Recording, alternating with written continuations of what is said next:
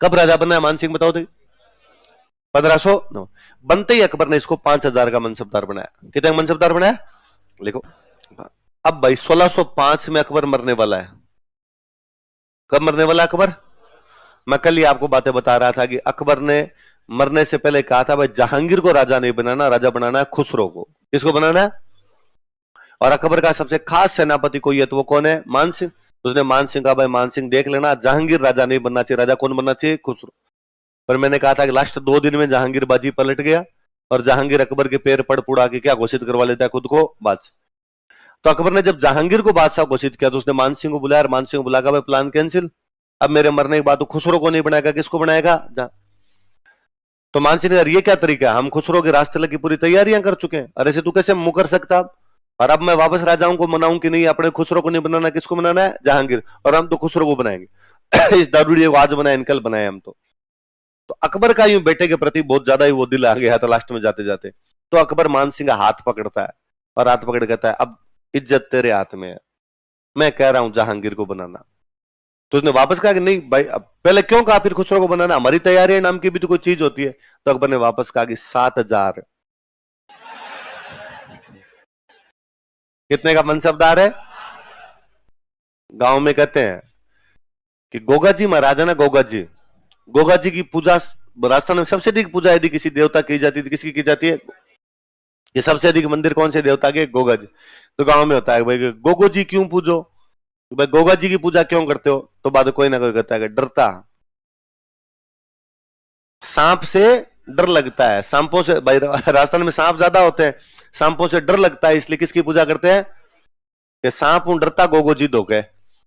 तो मैं मुझे कई बार बड़ा अजीब लगता है जब कोई कहता है अकबर ने मान सिंह को 7000 का मनसब दिया था, वो देना पड़े, पूरी जिंदगी तो दिया नहीं उसने, 1605 में मर रहा है तब दे के गया, वो तो खुद की जरूरत है। वरना अपने यहाँ पे क्या सेकुलरिज्म की वो बजाते हैं, बीन बजाते हैं इधर, तब कहते हैं देखिए अकबर ने मान सिंह जैसे हिंदू मनसबदार को भी कितने का मनसब दे दिया था। अरे मरते टाइम दे के गया यार, वो भी जब उसको खुद को जरूरत पड़ रही थी कि भाई इधर इनके बेटों बेटों में लड़ाई हो रही थी, इस चक्कर में उसने कहा कि ये कम से कम कंट्रोल कर सकता है और इसको कितने का मनसब दे दिया जाए। तो मुझे आज एक बार सवाल आरपीसी का कि अकबर ने मान सिंह को 7000 का मनसबदार किस साल बनाया था? जब वो मर रहा था। मर रहा था कब? 1605। पहले बड़ी बात देखो, ये क्या मुगलों के, वरना नियम ही था कि मुगलों के राजकुमारों को ही मिलेंगे 5000 से ऊपर के मनसब, मुगलों के राजकुमारों के अलावा किसी को 5000 से ऊपर के मनसब। तो मान सिंह को 5000 दे रखा था, खूब बड़ा ही था।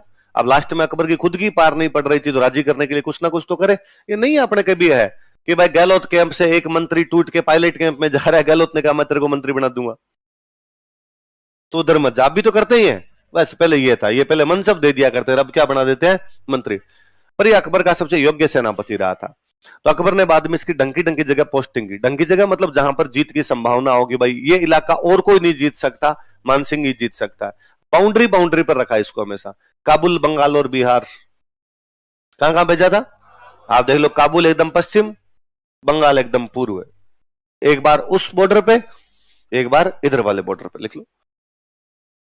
काबुल 4-5 साल रह के आए थे, 1581 से 1586 तक वहीं था ही। लिख लो बोले काबुल वाला टेन्योर तो उसका लिख ही लो। अच्छा काबुल भेजा क्यों उधर? उधर फिर अकबर के खिलाफ एक लफड़ा हुआ। अकबर 1580 तक जाते जाते थोड़ा लिबरल होने लग जाता है, हिंदुओं के साथ में मीटिंगें करता है, जैनों के साथ मीटिंगें करता है, पुजारियों से यज्ञ करवा लेता है, इस प्रकार की बातें करने लग गया वो। तो मुसलमानों में बड़ा गुस्सा था उसके खिलाफ कि यार अकबर लगातार दूसरे धर्म वाले लोगों को भी बढ़ावा देता जा रहा है। तो जो कट्टर मौलवी टाइप के कोई लोग थे, उन्होंने अकबर के एक भाई को कहा कि तू अकबर को हटा के राजा बन जा। अकबर का एक सौतेला भाई है जिसका नाम है मिर्जा हकीम। क्या नाम है? वो काबुल रहता है। मिर्जा हकीम कहां रहता है? और इसने अपने आप को काबुल में बादशाह घोषित कर दिया। इसने कहा बादशाह अकबर नहीं है, बादशाह मैं हूं। पर इसने कहा मैं काबुल से जाऊंगा आगरा, आगरा जाके अकबर को मारूंगा और अकबर को मार के वहां का मुगल बादशाह बनूंगा, पूरा हिंदुस्तान मेरा है। वो फर्जीवाड़ा कर रहा है, फालतू में हिंदुओं के साथ में बैठा रहता है। तो अकबर को लगा यार यदि आगे आगे यार इधर वाले मौलवियों को और अपने चक्कर में ले लिया तो अपनी गद्दी खतरे में आएगी। तो अकबर ने अपने सबसे योग्य सेनापति को भेजा कि मान सिंह जा, इधर आने मत दे, उधर मिर्जा हकीम का डोरा करके आ। मान सिंह ने मिर्जा हकीम को इतना पीटा, इतना बुरा पीटा कि उसके बाद पता ही नहीं है गया कहां। तो लिखो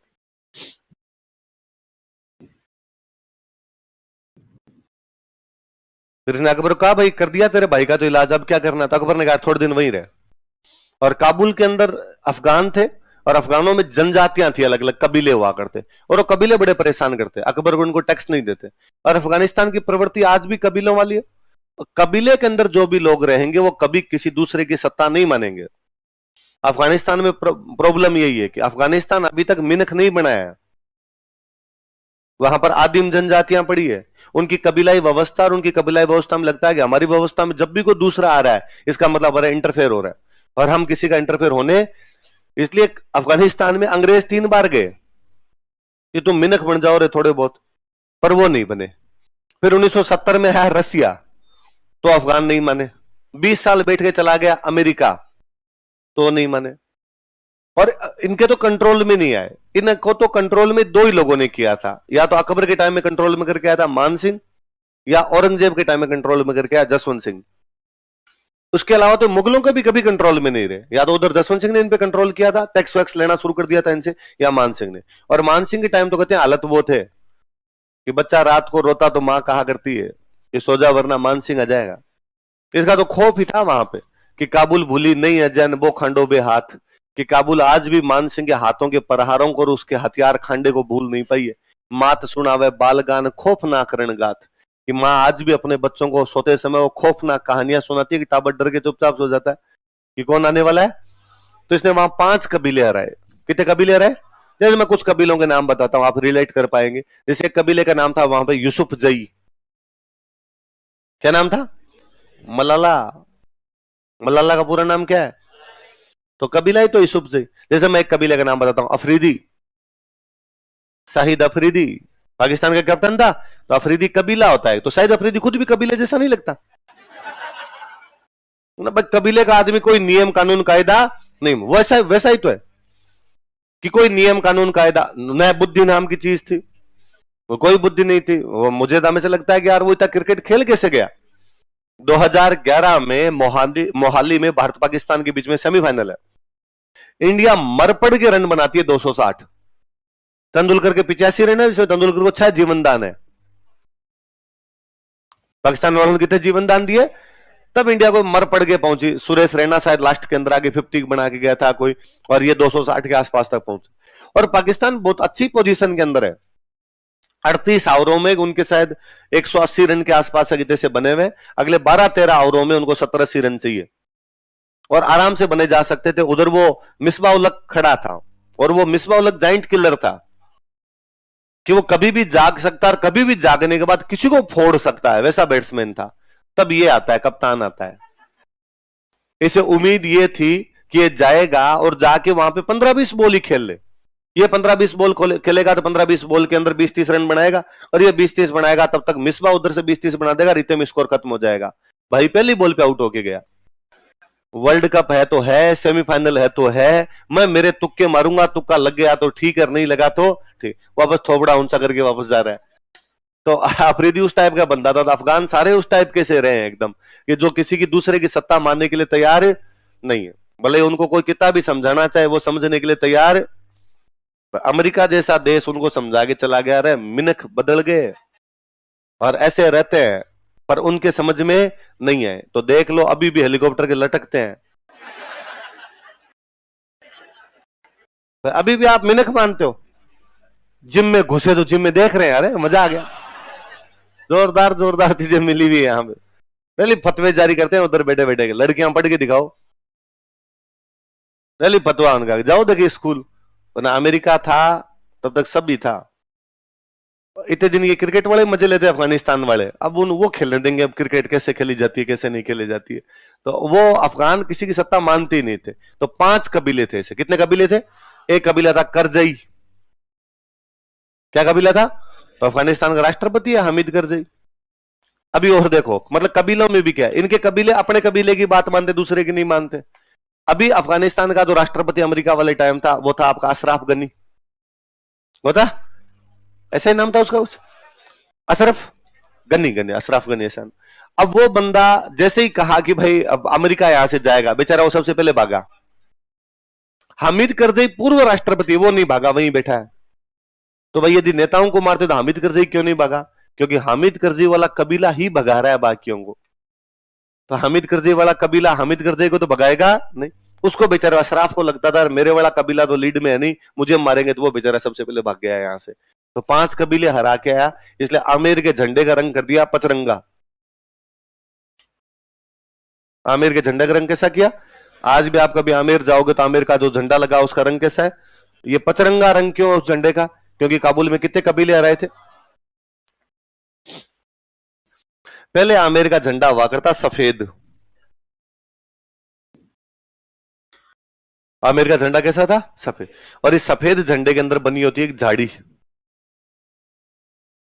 क्या बनी होती थी? झाड़ी बनी होती थी। इसमें 6 टहनियां थी। कितनी टहनियां थी? कछवाहा भगवान राम के वंशज है। भगवान राम की राजधानी थी अयोध्या। अयोध्या का जो झंडा था वो झंडा था सफेद, और उस झंडे में क्या बनी होती थी? झाड़ी। तो पहले जो इनके झाड़ी वाला झंडा था, कौन सा झंडा था? लेकिन बाद में झाड़ी वाले झंडे को, सफेद झंडे को छोड़ के इन्होंने कैसा झंडा अपना लिया? पर इस झाड़ी वाले झंडे की वजह से इनके साथ में एक नाम जुड़ा, झाड़साही। क्या नाम जुड़ा? क्या नाम जुड़ा? तो अब कोई पूछे कि झाड़साई राजधानी कौन सी? आमिर। झाड़साई वंश कौन सा? कछवाहा। झाड़साई झंडा किसका? आमिर। झाड़साई जूतियां किसकी? आमिर। झाड़साई पगड़ियां कहां की? आमिर। झाड़साई सिक्के कहां के? आमिर। जहां जहां झाड़साई वहां वहां आमिर। कुछ भी झाड़साई नाम का देख लो, इसका मतलब ये चीज कहां की है? तो लिख लो झाड़साई बराबर आमिर, याद रहेगा हमेशा के लिए। और दिमाग में रहेगा ना झाड़साई क्यों कहते हैं इसको? क्योंकि पहले झंडे में क्या बनी होती थी इनके? झाड़ी। झाड़साई बराबर आमिर। तो पहले मुझे हमेशा किताबों में अपने पढ़ते तो लगता कि यार अच्छा यहाँ के सिक्कों को झाड़साई बोलते थे, यहाँ के झंडे को भी क्या बोलते थे? झाड़साई बोलते। यहाँ की जूतियों को, पगड़ियों को, इनको भी क्या बोलते? झाड़साई। ये राजस्थान दिवस पे दूरदर्शन वालों का एक कोई कार्यक्रम था, उसमें दूरदर्शन वालों ने मेरे को बुला रखा था हिस्ट्री पे बोलने के लिए, कल्चर पे बोलने के लिए वहां पर आए हुए थे। राजस्थान के एक बहुत फेमस डांसर है गुलाबो। गुलाबो है ना, तो गुलाबो वहां कल्चर पे बोलने के लिए बुलाए हुए थे, मेरे को बुलाया था हिस्ट्री में। तो पहले वो जो दूरदर्शन वाले बैठे थे, तो वो हमसे यूं मतलब रिकॉर्डिंग से पहले जब बातचीत कर रहे थे, तब उन्होंने पूछा भाई आप कौन सी भाषा के अंदर बोलना सही महसूस करेंगे, तो हम उस भाषा में आपका इंटरव्यू कर ले। तो ले लो यार, जिसमें भी ले लो। तो उन्होंने कहा यार हमारे कार्यक्रम का नाम है धोराणो देश। कार्यक्रम का नाम क्या है? तो यार यदि आप राजस्थानी बोल पाओ तो मैं यार मत ज्यादा कंफर्ट फील करूंगा, क्योंकि हिंदी अंग्रेजी दोनों ही ढंग से आती नहीं है अपने को, तो राजस्थानी बुलाओगे तो मैं तो ठीक बोल लूंगा। तो उन्होंने कहा ठीक है। तो उन्होंने वापस गुलाबो जी से पूछा भाई आप कौन सी भाषा में बोलना सही महसूस करेंगे? तो उनके मुंह से ब्लंट तरीके से निकला कि मैं तो झाड़साई बोलूंगी। क्या बोलूंगी? इसका मतलब यहाँ की भाषा भी कौन सी है? तो झाड़साई का मतलब ही क्या है? आमिर। क्या मतलब झाड़साई का? याद रहेगी बात। जहां जहां झाड़साई वहां वहां कुछ भी पूछ ले, झाड़साई नाम आते आमिर करना, आमिर आते ही झाड़साई। अगला लिखो, कौन कौन से राजाओं को राय बताओ देखे? पूर्णमल, अनंत चेरू और खुर्दा का राजा कौन है? रामचंद्र। इतने में समाचार मिले कि उड़ीसा में अपने एक जगह पड़ती है पुरी। कौन सी जगह? पुरी में भगवान विष्णु का एक मंदिर है जिसका नाम क्या है? जगन्नाथ। क्या नाम है? और इससे अफगानों ने कब्जा कर लिया। किसने कब्जा कर लिया? अफगानों की और मुगलों की आपस में बनती नहीं थी। बंगाल बिहार मुगल जीत रहे हैं तो विरोध कौन करेंगे उनका? अफगान। और दो अफगान पुरी पर कब्जा कर गए, और पुरी पे कब्जा करके कौन से मंदिर पे कब्जा कर लिया? उन दो अफगानों के नाम थे, एक बंदे का नाम था नासिर खान। क्या नाम था? और एक बंदे का नाम था कतलू खान। क्या नाम था? कितना प्यारा नाम है, कतलू। नाम ले तो यूं मजा सा जाए, कतलू।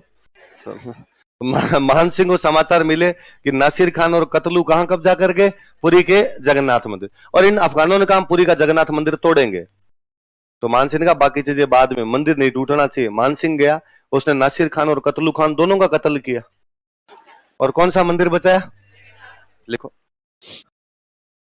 2 नगर बसाए थे इसने। कितने नगर बसाए? कहां पोस्टिंग दी थी पहले? बंगाल में। बंगाल में जब पोस्टिंग दी तो कौन से बादशाह ने पोस्टिंग दी? अकबर। तो वहां पर एक शहर बसा के अकबर नगर। कौन सा शहर बसा के? आजकल अकबर नगर को बोलते हैं राजमहल। अब क्या बोलने लगे? बाद में बिहार में पोस्टिंग मिली तो अपने नाम से एक शहर बसाया, मानपुर। कौन सा बसाया? बंगाल में कौन सा शहर है? अकबर नगर को आजकल क्या कहते हैं? और बिहार में कौन सा? उधार लो ऐसे नगर लिखे, टाउन्स। अच्छा, मुगलों के पास खुद के पास में और बादशाह से पहले क्या उपाधि हुआ करती थी? मिर्जा। क्या उपाधि होती? फिर मुगलों ने जब खुद ने बादशाह लगाना शुरू कर दिया तो अपने जो खास राजा होते हैं उनको मिर्जा की उपाधि दे दिया करते। अकबर का खास सेनापति कौन है? मान सिंह। तो उसने मान सिंह को क्या उपाधि दे दी? मिर्जा राजा। तू भाई हमारा मिर्जा राजा है। तो उपाधियां, टाइटल्स। तो क्या क्या उपाधियां बताओ देखे? मिर्जा राजा और वहां साउथ इंडिया जहांगीर के टाइम में फिर मान सिंह पे जहांगीर को ज्यादा विश्वास था नहीं, क्योंकि जहांगीर जानता था कि मान सिंह जहांगीर को राजा नहीं बना, किसको राजा बनाना चाहता था? खुसरो। तो जहांगीर ने बाद में साउथ इंडिया भेज दिया, डिमोशन किए थे बाद में तो, और साउथ इंडिया की तरफ भेज दिया था। वही साउथ इंडिया में महाराष्ट्र में एक जगह पड़ती है एलिचपुर। कौन सी जगह? यहाँ एलिचपुर के अंदर डेथ हुई थी। तो मान सिंह की डेथ कहां पर हुई थी? लिख लो नीचे, महाराष्ट्र में एलिचपुर नामक स्थान पर मान सिंह की मृत्यु हुई थी।